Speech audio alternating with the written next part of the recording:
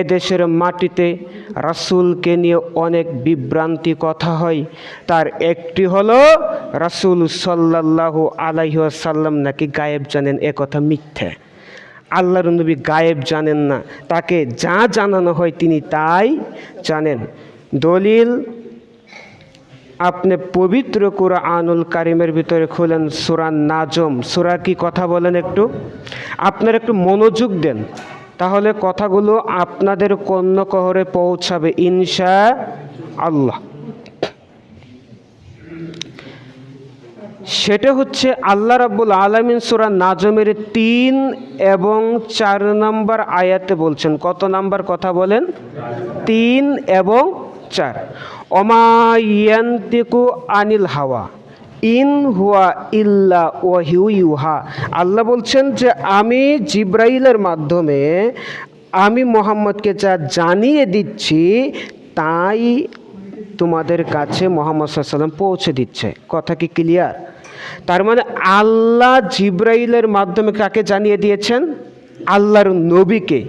আর আল্লাহর নবী আমাদেরকে তাই পৌঁছে দিয়েছেন। তার মানে রাসূলের কোনো পণ্ডিতিতে তার ভাব মতো কোনো কথা, তার মতো কোনো কথা আমাদেরকে বলেননি। তিনি কার কথা বলেছেন?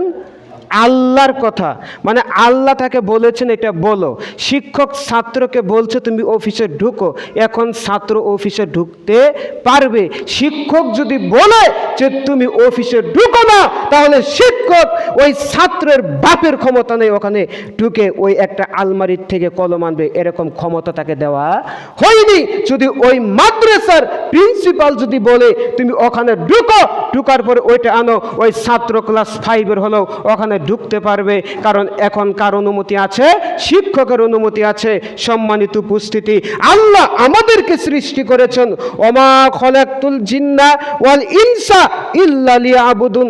আল্লাহ সৃষ্টি করেছেন তার ইবাদত করার জন্য, তার গোলামি করার জন্য, তার দাসত্ব করার জন্য। তার মানে যত দিন বেঁচে থাকতে হবে তার গোলামি করতে হবে, যত দিন বেঁচে থাকতে হবে তার দাসত্ব করতে হবে।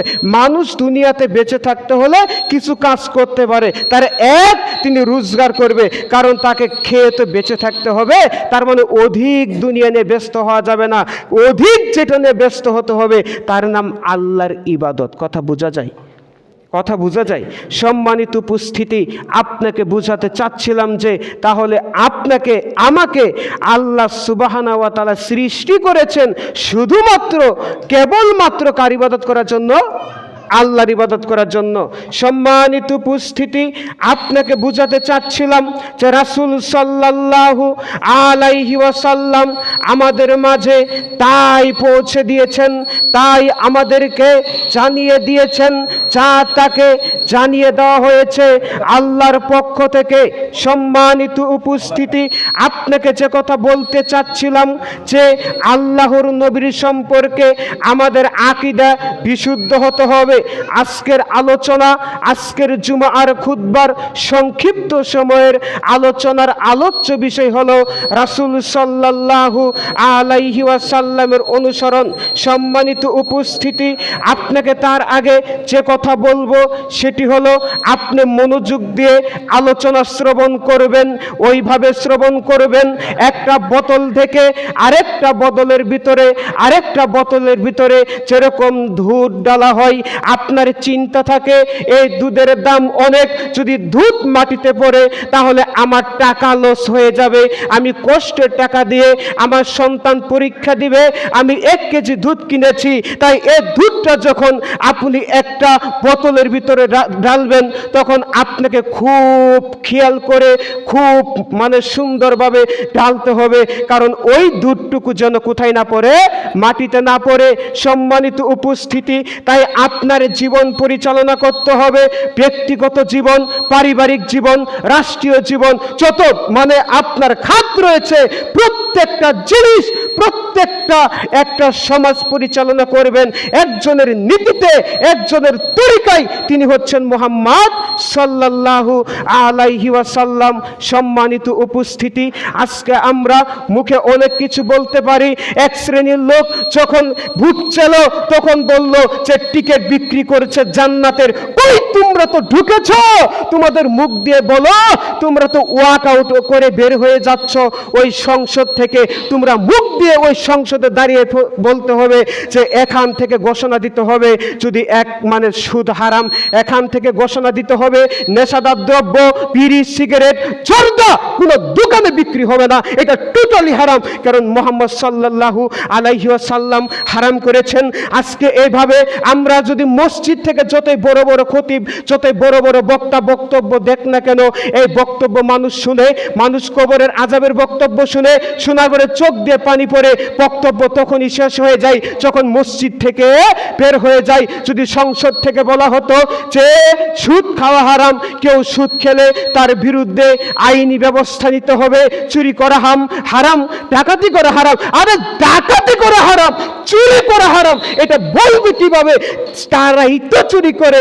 যদি বলে যে চুরি করা হারাম, গ্রাম অঞ্চলে চুরি করে অভাবে পড়ে, আর তারা শিক্ষিত, তারা মূর্খ শিক্ষিত হয়ে কলমের খুঁচাতে হাজারো গরিবের লক্ষ লক্ষ টাকা মেরে নিচ্ছে। বলেন কথা ঠিক কিনা? সম্মানিত উপস্থিতি, আপনাকে বলতে চাচ্ছিলাম, তাই ওয়াজ হবে সংসদ থেকে। কোথায় থেকে? সংসদ থেকে। কিন্তু আমরা যারাই যাই তারাই নিজে পকেট ভরতে যাই। যারাই যায় তারা কি করতে যায়? নিজের পকেট ভরতে যায়। তাই আপনাকে বলছিলাম, আমি সেদিন আমার এক ছাত্রকে পড়াচ্ছিলাম, এটা যে একটা গল্প পড়াচ্ছিলাম। গল্পের ভিতরে ছিল যে দুই ভাই, এক ভাই জেনারেল শিক্ষিত, আরেক ভাই হচ্ছে মাদ্রাসার শিক্ষিত।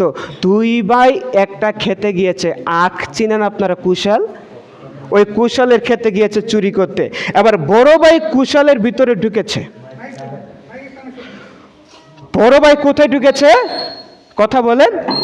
কুশালের খেতে ঢুকেছে। ছোট ভাইকে বলে দিয়েছে যদি কেউ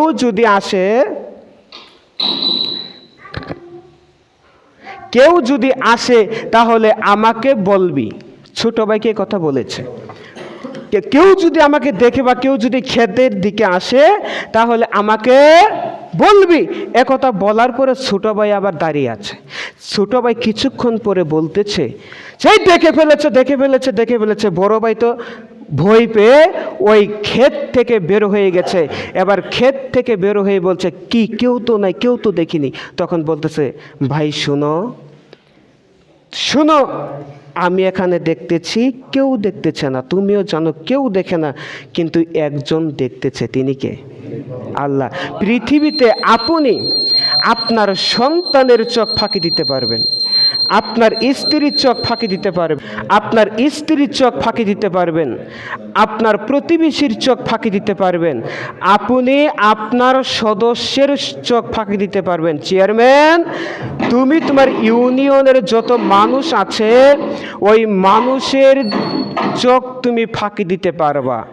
তারপরে মেম্বার, তুমি তোমার ওয়ার্ডের যত মানুষ আছে সব মানুষের চোখ তুমি ফাঁকি দিতে পারবা। কিন্তু শুনে রাখো, তুমি কিন্তু আল্লাহর চোখ কোনো দিন ফাঁকি দিতে পারবা না। তার মানে আল্লাহর চোখ কি দেওয়া যাবে না? ফাঁকি দেওয়া যাবে না।